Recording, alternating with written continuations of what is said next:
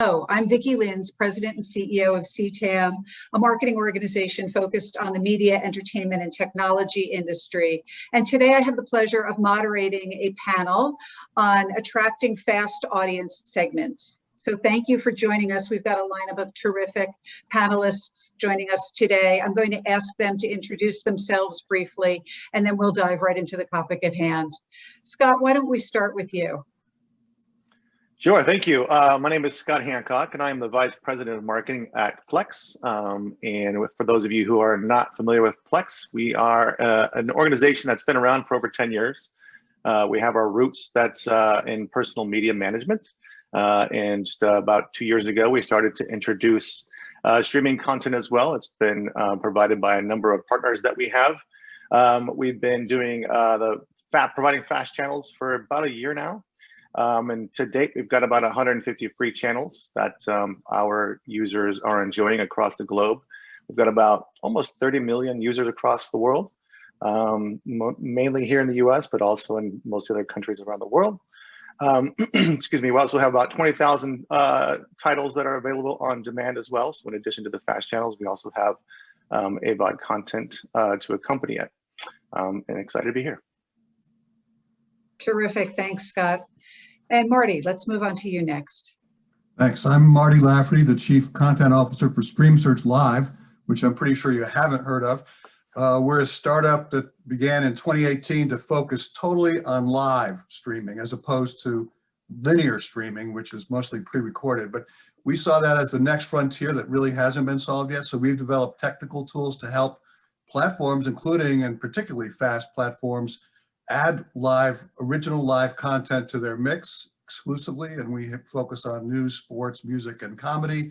And our tools include a streamers app that helps independent videographers use their smartphone as a contributing camera to our efforts. We have a Stream Directors dashboard, which allows professional stream directors to manage a host of streamers on projects. We have a live stream edit console uniquely to mix the content from the field. And we have a stream engine, which enables searching for live content. It's a miracle to be able to find live content with a search term agnostically regardless of its source. So those are our things for those who don't know, which is probably just about everybody. Great to have you here, Marty. Thank you. Thanks. And Fern, on to you. Yes, thank you. My name is Fern Feistel. I am the Senior Vice President of Marketing and Content Operations at Xumo. Xumo has been around for about 8 years now, and we have a branded application that's in market across smart TVs and set-top boxes, web, mobile, you name it. Xumo offers over 200 free streaming channels to users and viewers in the US. And we actually do offer a package of international channels as well for free. So we've got, currently we're across 18 different countries, and we're growing and really excited to have this conversation to talk about linear and VOD and how we attract audiences. Terrific, thank you, and welcome everyone. Lots to cover today. So I'm going to start with a really broad question just to put some context around our conversation for the audience. Why does FAST matter as a distribution channel today? And Fern, I'll go in reverse this time and start with you.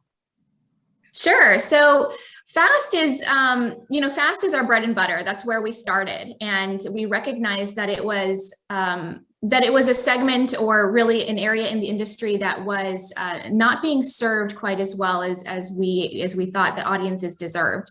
So, over the past 8 years, of course, it's exploded. There are tons of different companies in the market, but it's an area that allows users to tune in whenever they want, and they can enjoy streaming and entertainment, basically consuming media whenever they want for free, which is our value proposition. And, we're super excited to continue that in the AVOD space and continue bringing more premium channels. It's been really exciting for us also to partner with other SVODs, for example, in the market who are looking to complement their SVOD service with an AVOD offering. And that's a lot of what we're doing right now, and continuing to bring premium channels to users who may not have cable or, previously only consumed via antennas. So it's a market that is continuing to grow, and we're seeing the stats grow, and it's really encouraging. Terrific. And Marty, share with us your perspective on why does this fast video distribution channel so important? Well, I mean, it's interesting because when we first saw OTTV, we thought, okay, everyone's going to go to on demand, and linear is going to just be binge watching every episode of a season of Mrs. Maisel or something like that. But then there was a place for linear, and FAST came along. And what's interesting is how it's different from traditional cable TV channels, both in terms of its ability to target advertising, which is so important, and having fewer ads per hour, which is very attractive, and it's probably why so many people are cord cutting and switching to it. But I think the future is going to, in a way it was like cable, with going way back to old archived content at these early days, older than even traditional basic cable networks.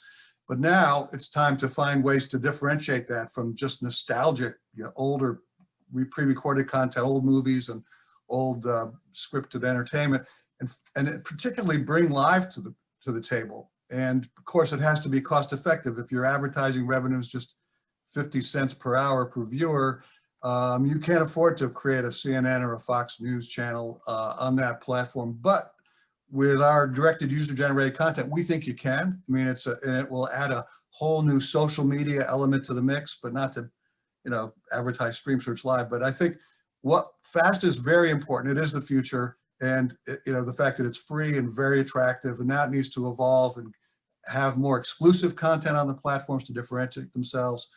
And continue to improve the monetization engine to make it more addressable, more targeted advertising to be more meaningful, and solidify the relationships with the device platforms. Terrific. And Scott, it's never easy to be the last one to answer a broad question, but please add your perspective and insights to the topic at hand. I'll say ditto. How's that? No, for us, FAST is extremely important. And, our whole vision is basically to be the one-stop shop for all the media that you care about. So FAST is going to play an important role here. Obviously, we want to make it as easy as possible for consumers to get to the content that they want to watch, no matter which device they happen to be on, and no matter what type of content that they're looking for. I found an interesting quote, actually, just before I came on to this panel this morning from Adweek, where they were saying that advertisers can now reach as many US households on connected TVs as they can on linear and cable TV. And so this, we're at a tipping point now where we're meeting the consumers where, they want to consume this content, whether it happens to be in their lean back experience on their TVs or on their smartphone or on their laptop or tablet, wherever they happen to be. They want to be able to enjoy this type of content, again, on the devices and the situations that they most care about. So one of the themes that we're going to be discussing today is attracting diverse audience segments. And Scott, you just mentioned this vast sea of content that's out there for audiences. I'm going to ask each of you to speak a little bit about how do you go about attracting audiences? What does your marketing look like? There are so many choices out here, whether they're paid or free, subscription. It's the wild, wild west right now, and consumers are feeling overwhelmed by the choice, and you're trying to direct them to your products and services. Well, let's just talk about what that looks like within each of your respective businesses. And Marty, this time, let's start with you. Well, for FAST, I mean, when you get more than a couple hundred channels on the platforms, now navigation becomes a key differentiator, becomes really important. And so, not to brag about StreamSearch again, but our stream engine could be adopted by a FAST platform for linear as opposed to agnostic live. It would be a simpler solution set for us in terms of the big data kind of problem that searching for live requires to make it work. But that's a way, I think, to attract audiences from cord nevers and cord cutters. It's, you kind of start with the on-demand part of your platform and say, here, you can have freedom of time and just choose what you want. But then, as Peacock is kind of doing, when, once you may not find what you want, then you could, before you exit the platform, try our FAST services, our linear, which are easier to use and more like channel surfing and more like traditional TV and lean back kind of things. So I think the packaging of the content, not packaging like selling it because it's free, but packaging into subgenres would be attractive to help people find stuff. So if you have more channels, great quality, fewer ads, and we help you find what you want better than anybody else, that would be a key way to find audiences, and one that we would support with some of our products. So let me just leave it at that introductory, leave room for the others. Terrific. And Fern, how does Zumo go about attracting audience segments and generating awareness? Yeah, very similar. Marty, really enjoyed what you said, and especially about genres. And taking that a step further, we've actually been experimenting. We're in our like 2.5 years in now to actually having published editorial calendars on a monthly basis, and my team puts together programming that we actually, because Zumo is essentially an aggregator, we actually work with all of our channel partners to identify what new programming is coming in that would align with what's currently trending in market or what people are interested in watching. And in the same vein, we also partner with our distribution partners, all the OEMs in market and set-top boxes themselves, because they obviously want to surface programming that's applicable to their audiences. So we package it up, to borrow a term from Marty, and we present it to them, and we make sure that the programming is in line. Because my team also is in charge of the programming of certain channels, we have the flexibility to stitch programming together and present it in a way that's, maybe it's a marathon over a weekend, or maybe it's a specific movie at prime time, and we want people to tune in during a certain day. And so we're taking the best of both worlds, digital and traditional, and actually bringing them so that we can better serve the audience based on viewing behaviors that we see on Zumo. And so that data is actually leading our editorial calendars and our initiatives, and that's been very successful for us in attracting audiences per platform, which is really important to us because it's not one size fits all. It's the audiences are different for Vizio, for Hisense, for Roku, for Fire. It's very different. And so we go about putting those channels and the specific programming together that best serves those audiences. And we found that has helped with retention rates and actually attracting new users. And Fern, Zumo is owned by Comcast. So I'm That's sure correct. folks would be interested to know, are there internal corporate synergies that impact everything you just discussed about in terms of search, discovery, navigation, tying into what's topical? Are you part of the Comcast family, looking at what's going on at NBC Universal and other parts of the corporation to feed your platform as well? So we actually, that is something that's in discussion right now, but what we've actually been able to execute, and I am part of that integration team, is very close, is closer with X1 and Flex. And so as you imagine, those devices actually have two very different audiences as well. X1 has the cable subscriber and Flex is the cord cutter, and they don't have the cable package. So we've been able to work with them, thankfully, on testing new strategies on how to present new programming and certain days of the week, and making sure that we're, putting a certain channel up there that maybe we don't know if the cord cutting audience is excited about that, and also learning about the cable audience of what they want to tune into, knowing that they already pay for a certain number of channels and certain programming that they want to watch. How do we attract them with free? We're not necessarily trying to get them to cut their cable package, but we're trying to augment that. And so there's a lot of learnings that we've been able to do, since they acquired us back in February 2020, which has been great. On the other hand, as far as NBC goes, we do have a partnership with Peacock in place, whereby we do actually service quite a few of their linear channels that they offer. So that is part of our business as well. And that's been exciting as well. Great, thank you for sharing that with us. So Scott, back to the original question at hand. What does it look like for Flex to attract new diverse audience segments? Yeah, I think on the one hand, we have an advantage in that we're starting with a large base of very passionate media users and folks who have a large, collection of media themselves. And so we've kind of leveraged that base to help us to kind of get us to where we are. But the audience that we have now on AVOD is a pretty different audience. But there's a lot of crossover that we've seen there as well. So we've been able to kind of leverage our strength there.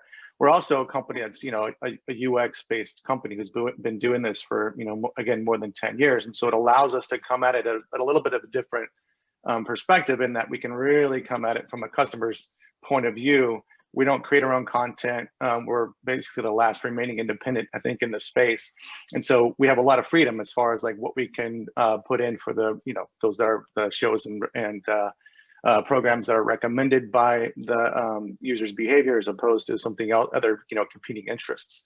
And so for us, it allows us to retain those customers and engage those customers once they're on board, because again, it's based on their usage behaviors.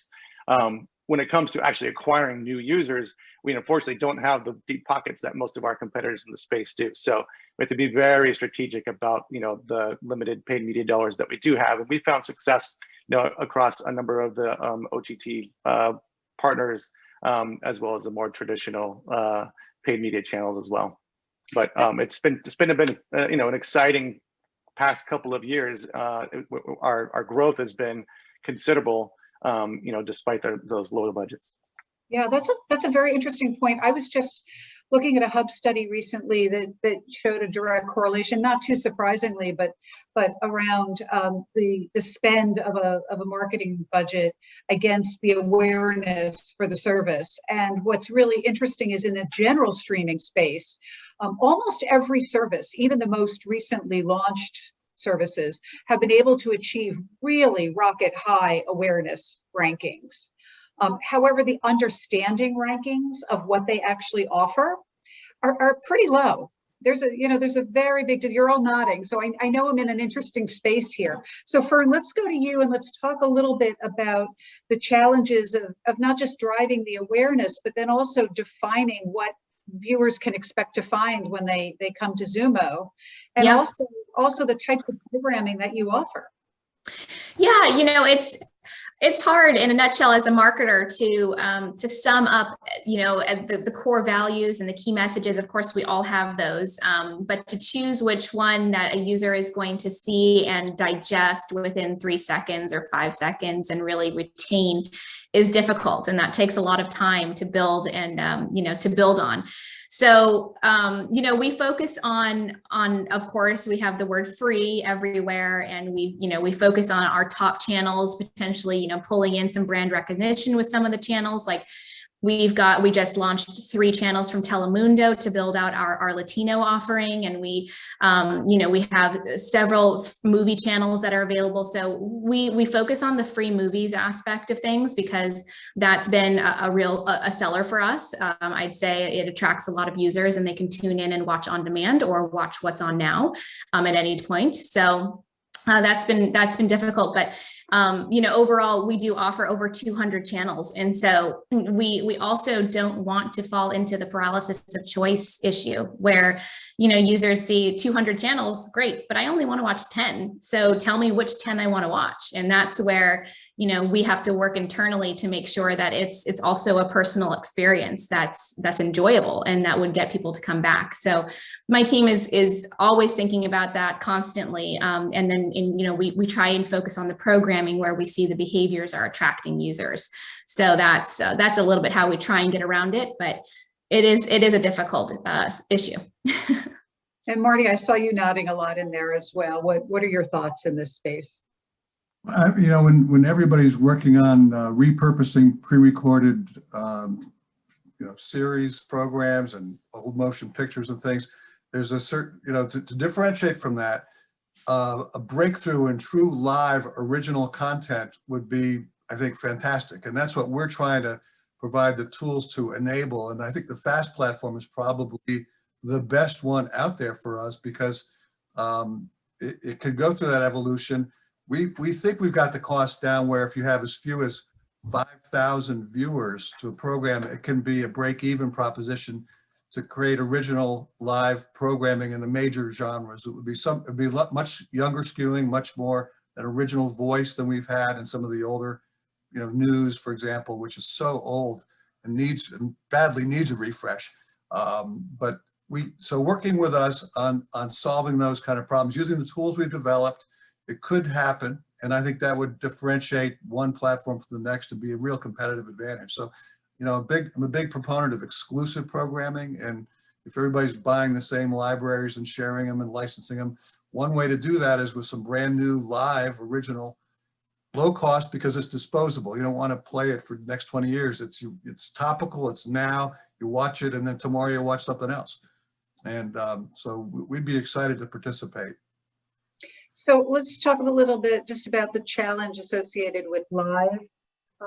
Typically, when we talk about the streaming environment, it's consumers tuning in anytime they want, on any device they want, at their convenience. Live puts a few parameters around that. So talk to us a little bit about what that looks like. Well, so we're focused on a thing we call directed user-generated content, which is, you know, we got into this by looking at how social media stumbled when it got to live video. It was great at individuals being able to take a still image and package it and add some text and develop a huge following and go from there. But when you're dealing with live, you automatically have to collaborate with others because your shot, so to speak, is only going to be there for 7 seconds or less. You have to be working with a team. And one of our investors said, "Oh, you guys are democratizing the 3-camera shoot." And in a way, that's true. That is a core element of what we do. But everybody's walking around with a high quality digital video camera, but they really don't know how to use it. And there aren't projects they could contribute to other than, dancing to pirated music on TikTok. There really aren't live genres that are very worthwhile to participate in. So we've got to get the project started, teach people more about live videography, working with very patient stream directors who have training as importantly, an important part of their mission as directing. And then, develop from there. The good news about digital is you get instant feedback on whether it's working or not. You can channel the next segments of your show to what's working and stop doing what's not, and very quickly learn from that and go from there. So Scott, you mentioned earlier 30 million users, I believe, for Plex, and that's got to be a lot of different audience segments crossing a lot of different genre interests. How do you address this awareness and understanding issue with the vast array of access you provide to viewers? Yeah, I mean, for us, that's one of the biggest challenges is to simplify our message and simplify our benefit down to, what Fern said is like a 3 or 6 second moment in time where you have to get in front of folks. First of all, you got to really understand your segments and speak to them, slightly differently. For us, the ability for us to kind of tell our story in that short amount of time, we really focus on the platform, and again, focusing on the user experience, and again, being that one place you go to for all that media that's important to you. And so this growing challenge of this kind of sea of apps and sea of services that are providing a variety of content when a consumer is sitting at their couch going, I just want to watch what I want to watch. Where do I begin with my thumb and my remote? It's becoming an increasing challenge. And I think as we are appealing to those folks who are sharing that same challenge probably in a little bit different ways, we come at it as a way to kind of solve the challenge of that sea of sameness sort of by being the one place you would go to first, and then have you watch the content either on our platform or perhaps down the road we send you off to other partners as well. So we have a vision to be that one place to solve the issues that each of these segments have.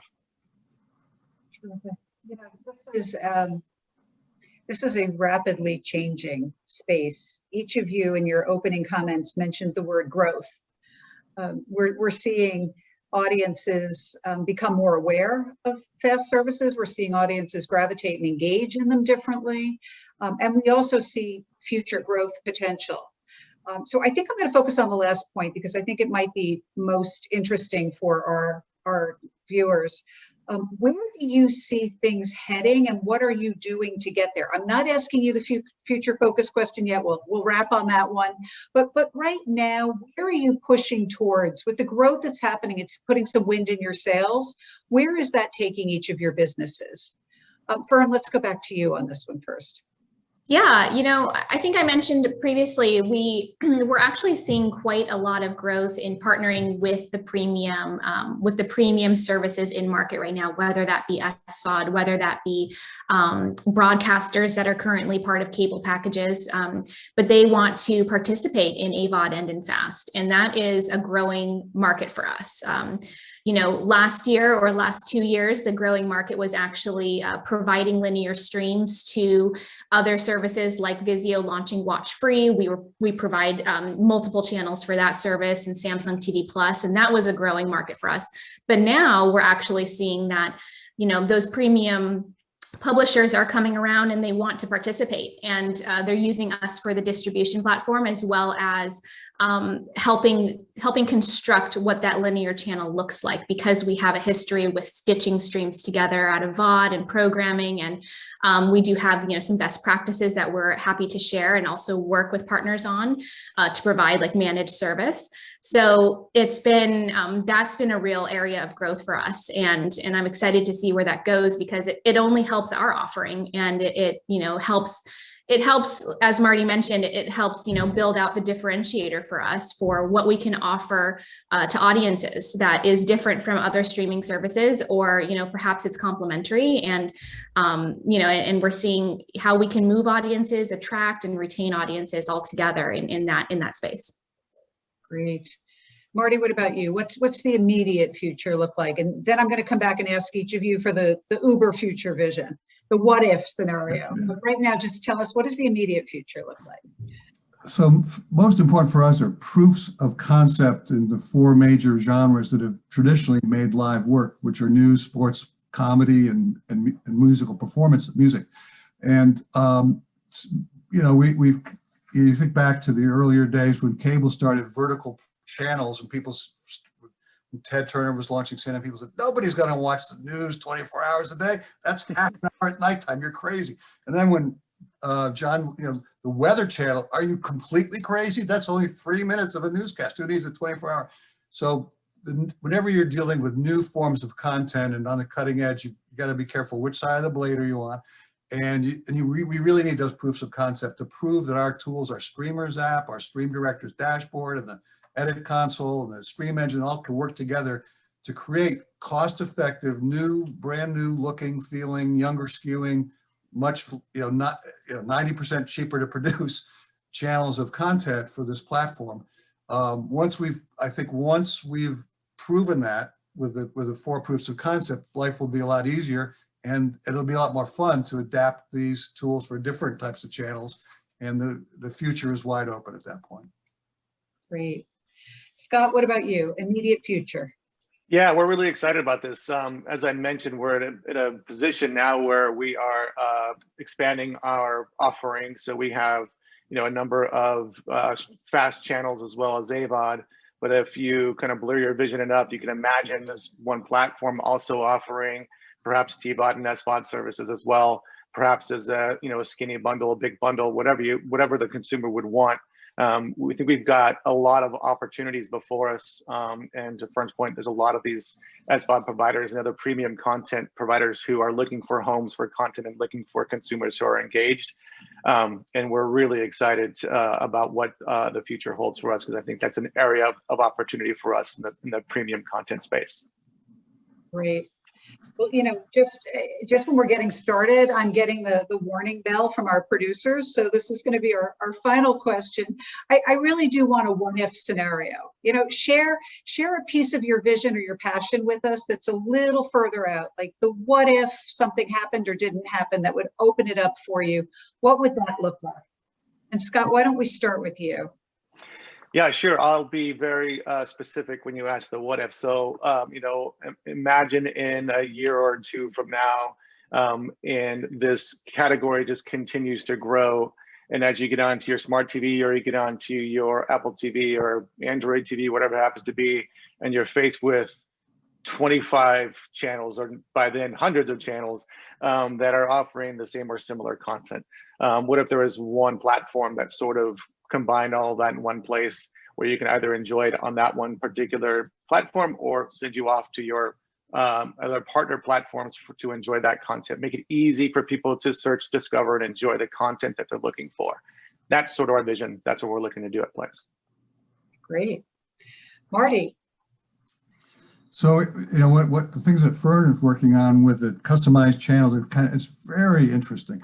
And I think the vision we have is a day when a viewer can go to any connected device they want and they can choose, and they can use kind of a stream engine to literally watch any piece of pre-recorded content in the world, or be switched instantly to anything live happening right now with live cameras pointed at it and creating a live production right now. Sort of the ultimate me channel where I just, and it will, not only that, it'll have some machine intelligence, it'll kind of cue me based on my prior use of that device, what I might want to see, because there's still going to be too much to choose from. So it's kind of that, everything coming down to a personal choice for anything pre-recorded or anything live, and you can go there right now. Well, the consumer is always a great place to start and to stop. Fern, what does that what if scenario look like for you? Yeah, I think, you know, for me, it kind of, what I keep coming back to is the personalization element of it. So, and the reason being is that Xumo actually does not offer, we currently don't have logins. We don't collect any account information. It's completely free and uninhibited to enjoy and use or stop using. So that for us has been a real value proposition as well. And we're not necessarily looking to change that quite yet, but learning how to work around that and still offer the best experience for each individual user is something that we are focused on day in, day out. And we have built very robust data, algorithms to actually be presenting on an individual basis what we think, users would want to stream based on past experiences. So I'm really excited to see how that plays out and how that continues to grow and evolve while still retaining anonymity with our users and allowing them to not feel like they're being chased around the internet or anything like that, So that's been something that at Xumo we're focused on and continuing to build out. Well, as is always the case with smart, talented executives leading a growth area of the business, there's never enough time to have the conversation, and we are out of time for our session today. But thanks to each of you, we're wrapping with some new information, some new insights, and certainly some interesting things to think about. So thank you for joining us, and absolute pleasure speaking with all of you.